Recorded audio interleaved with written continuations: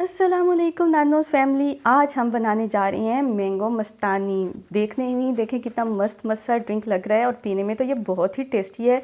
ये पुणे का मशहूर जो है स्ट्रीट फूड है और अब पूरे इंडिया में मशहूर हो चुका है। तो चलें स्टार्ट करते हैं। सबसे पहले हम ले लेंगे मैंगोज़। 2 मैंगोज़ मैंने लिए हैं और उसके चंक्स कर लिए हैं। अब हम उसे ब्लेंडर जार में डाल लेते हैं। उसके बाद हमें चाहिए होगा चिल्ड मिल्क। बहुत अच्छे से आपने ठंडा करके डालना है क्योंकि इसमें हम आइस का इस्तेमाल नहीं कर रहे हैं, क्योंकि हमें थिक मैंगो शेक चाहिए। शुगर हम इसमें डाल सकते हैं इस स्टेज पे, बट मैं नहीं डाल रही हूँ, आप चाहें तो डाल सकते हैं। वनीला आइसक्रीम लेंगे हम 2 स्कूप्स। इसको अब हम अच्छे तरीके से ब्लेंड कर लेते हैं।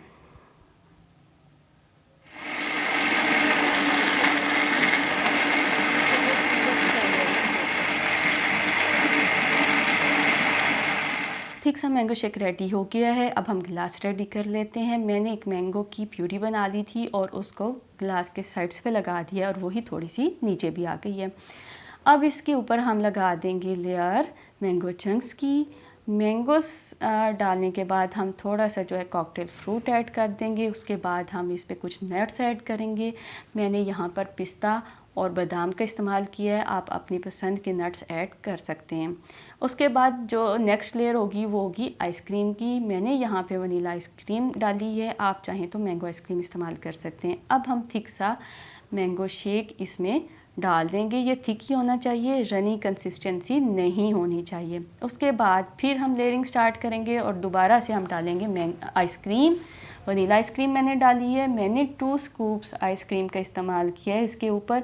आप अपने गिलास के हिसाब से कम ज़्यादा आइसक्रीम डाल सकते हैं, ठीक है ना। ज़्यादा आइसक्रीम के साथ ज़्यादा टेस्टी लगेगा।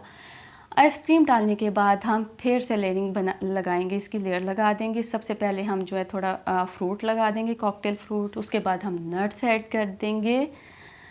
नट्स ऐड करने के बाद हम अपने ड्रिंक को मज़ीद जो है प्रेजेंटेबल बनाने के लिए इस पर एक जो है वो हम चेरी रख देते हैं। तो हमारा मज़ेदार सा मैंगो मस्तानी रेडी हो गया है।